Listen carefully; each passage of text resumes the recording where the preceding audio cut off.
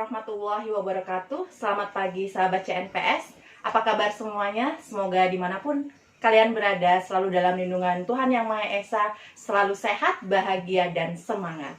Oke, lama tidak bersua.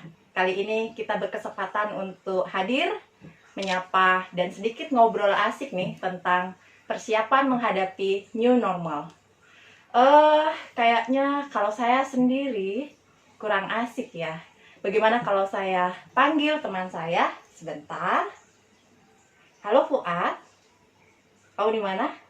Oh, udah datang. Oke, kita udah mulai. Oke, boleh. Baiklah, saya tidak sendiri di sini. Saya Rini Trisnawati akan didampingi oleh teman saya. Ini dia datang.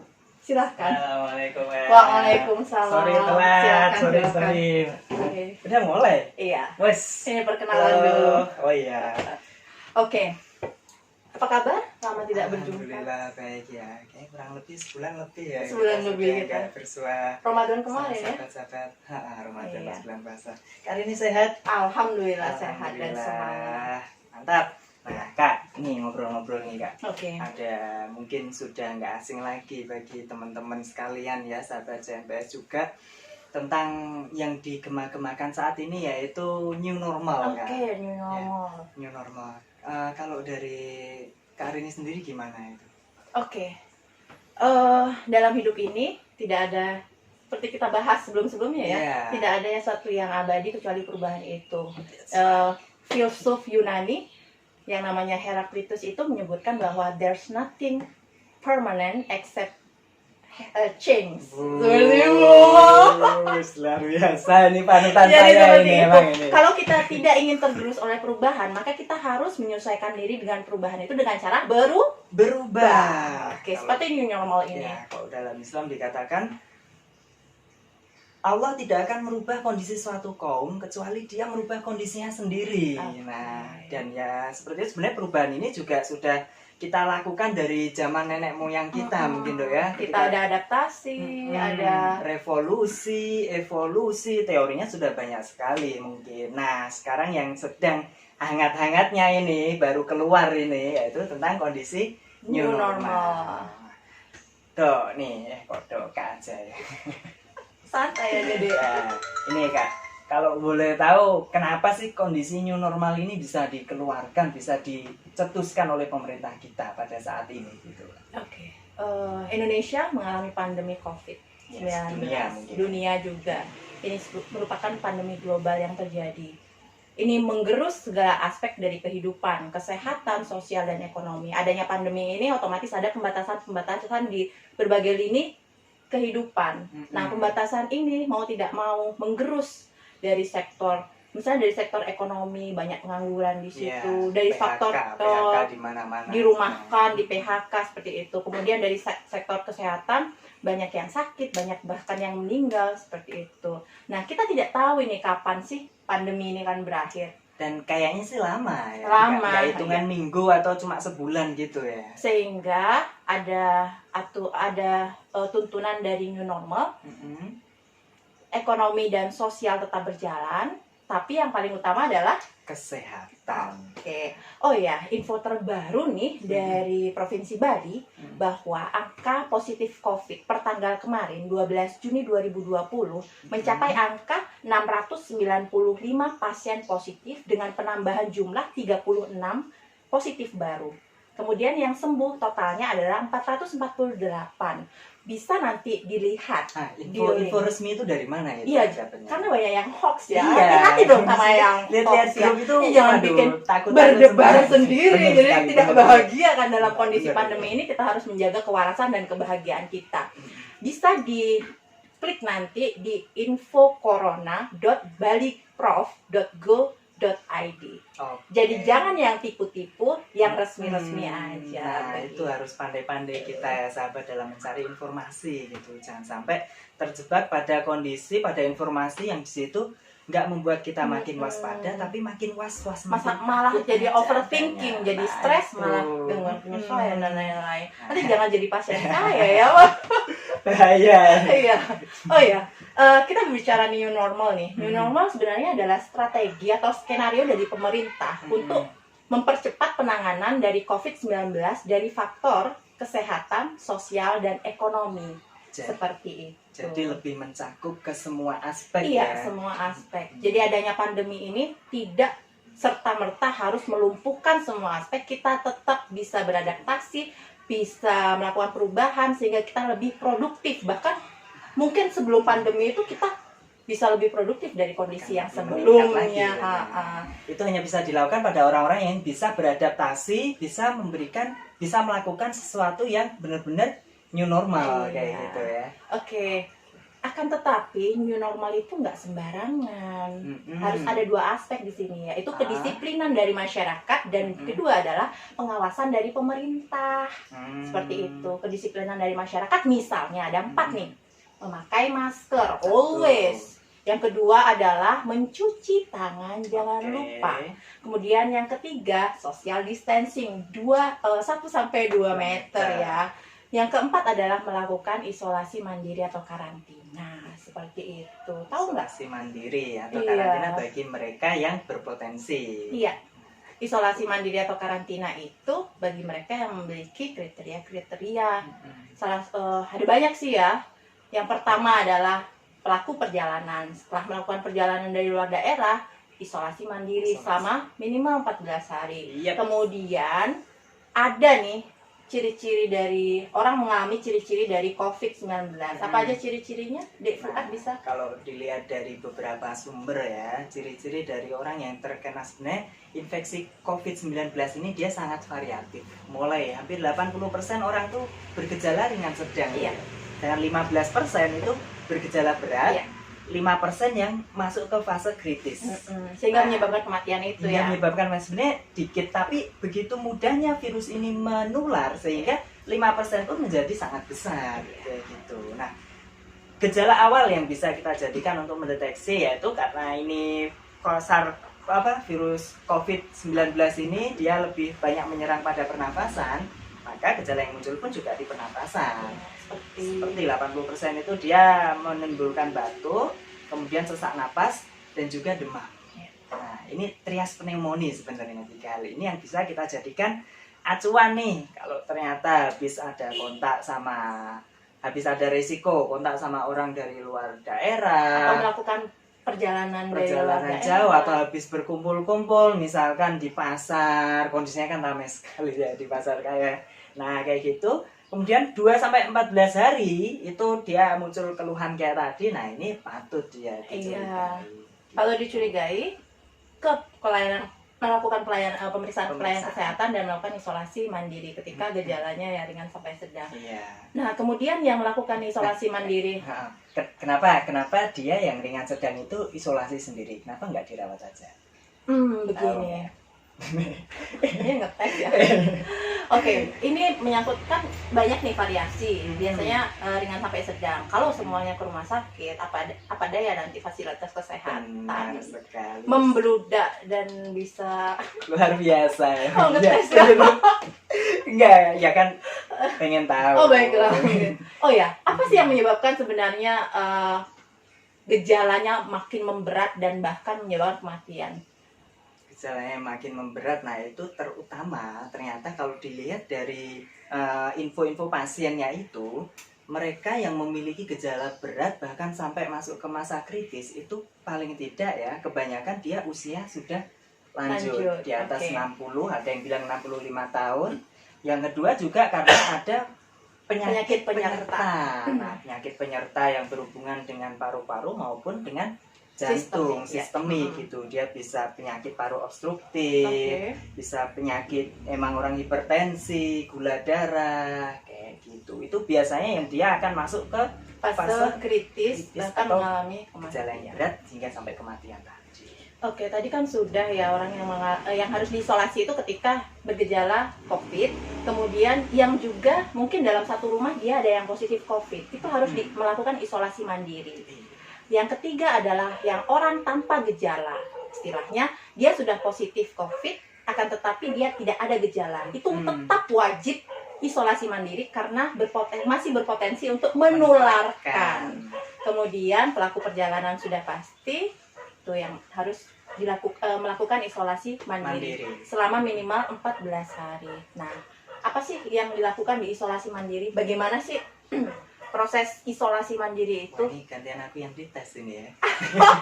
Yang jelas dari masa isolasi itu kan minimal 14 hari. 14 hari yang ya pasti harus menjaga kesehatan, menjaga kebersihan, pola hidup sehat dan PHBS. PHBS, bersih dan Perilaku sehat. hidup bersih sehat. Itu harus tetap dijaga, mulai misalkan rajin cuci tangan kayak gitu, dan walaupun di rumah juga menggunakan masker ya. Di rumah, di luar rumah, bagi orang-orang yang sudah karantina yang mandiri harus, itu. yang menjalani isolasi mandiri wajib menggunakan masker walaupun berada di dalam rumah seperti itu. Dan jangan lupa tidurnya terpisah dalam satu ruangan dan tidak melakukan kontak dengan jarak kurang dari 1 meter. Jadi tetap harus ada social distancing saat isolasi mandiri.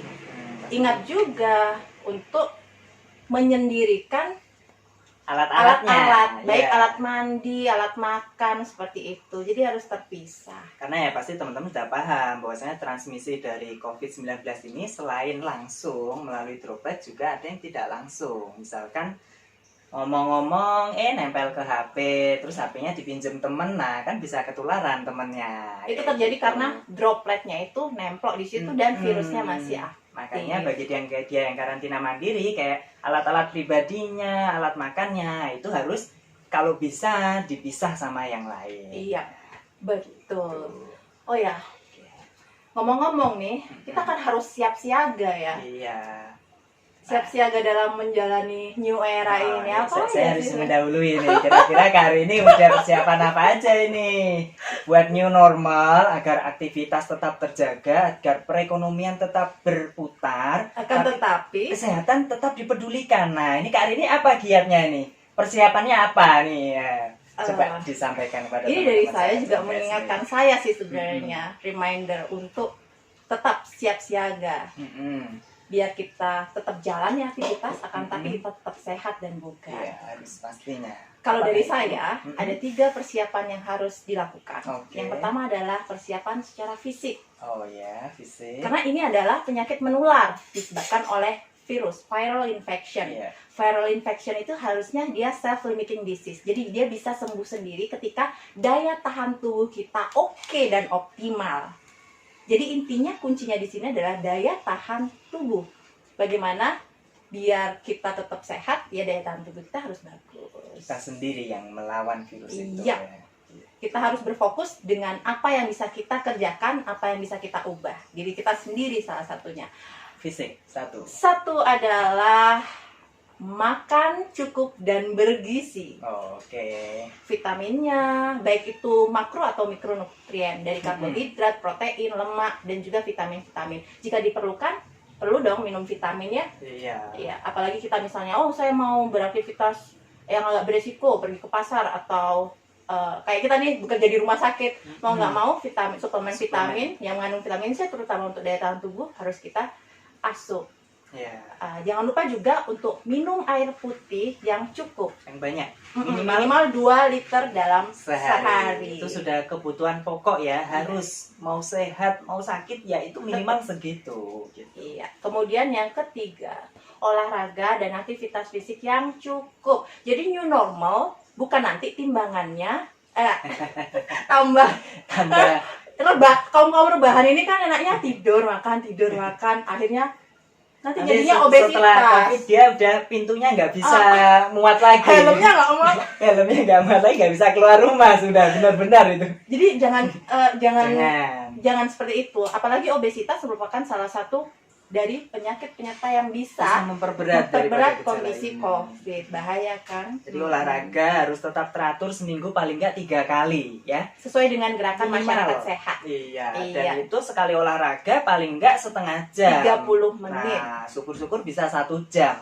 Nah, gitu ya. Olahraganya ya ringan-ringan aja. Iya, olahraga sebenarnya. itu harus dinikmati, jangan terlalu kita memforsir Nah, tubuh, jatuhnya malah sakit nanti. Tuh kayak jalan, jogging, Oke. bersepeda, yang Tapi elit new normal sekarang ya. new normal. Jadi hati-hati juga kalau berolahraga di luar. Iya, harus tetap dijaga jaraknya. Iya. Gitu. Kalau sepeda sendiri-sendiri ya, jangan pada berboncengan. Nanti yang olahraga yang boncengin aja. Oke, kemudian ada yang selanjutnya adalah tidur yang cukup, istirahat yang cukup. Karena tubuh kita juga memerlukan itu untuk meningkatkan imunitas. Dan juga untuk regenerasi sel dalam tubuh kita ya. Iya. Kemudian itu dari fisik. Fisik. Kemudian satu. nih, yang nggak kalah pentingnya Mm-mm. dari psikis. Jangan Nah, lupa. ini. Kita terus menggaung-gaungkan stay waras, stay waras, stay waras. Ada ahlinya di sini. Jangan jadi macam saya. Jadi stay waras itu perlu. Kesehatan psikis itu pemegang peranan penting dalam kondisi sekarang ini pandemi. Soalnya fisiknya sehat, kalau mentalnya sakit, Wah, ya nggak akan produktif. bisa jadi sakit juga Iya. secara fisik. Fisiknya akan terbuang sia-sia, nggak akan termanfaatkan. Jadi harus ada kelola stres yang bagus.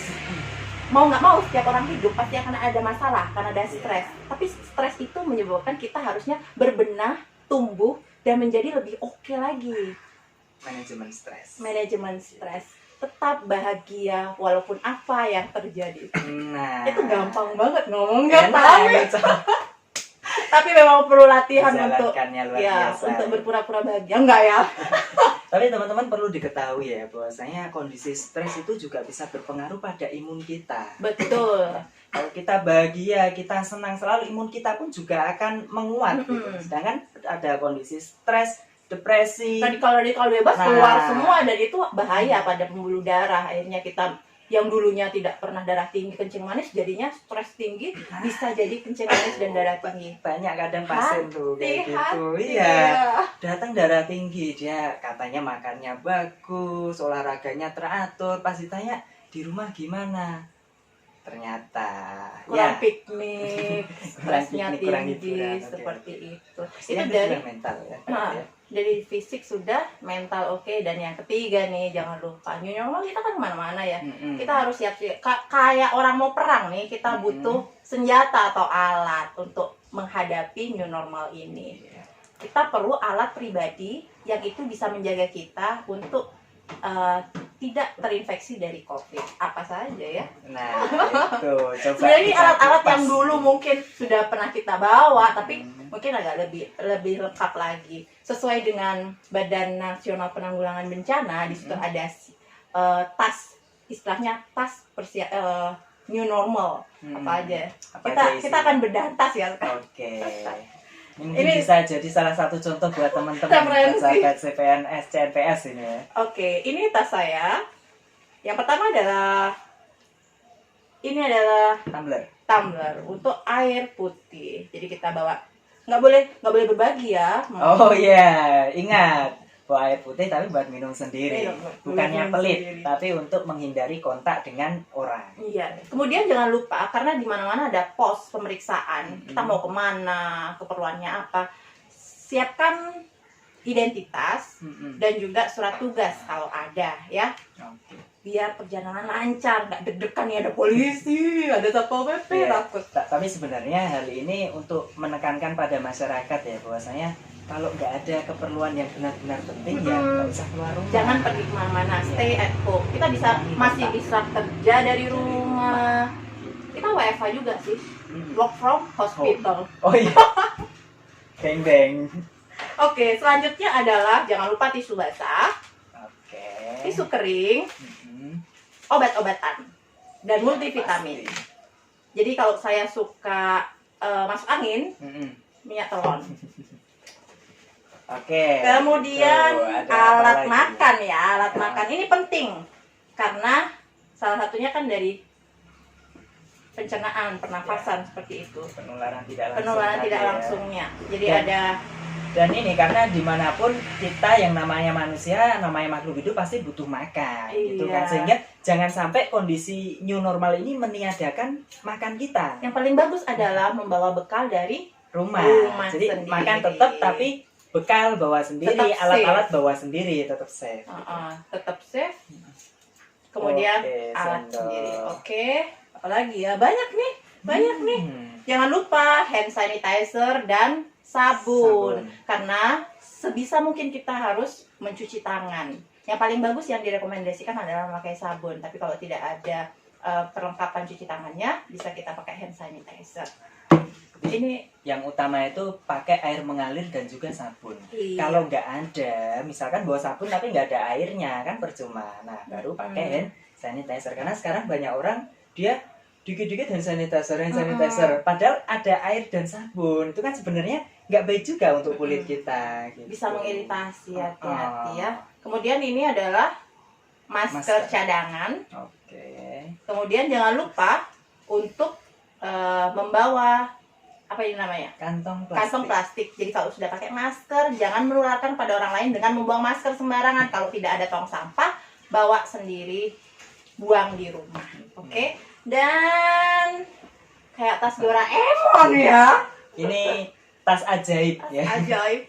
Jadi harus ada efisiensi. Bawa yang ringan-ringan, mungkin nggak langsung satu jerigen sabun, tapi kita bawa yang mini-mini. Tisu yang kecil. Tisu yang kecil. Kemudian ini tas belanja.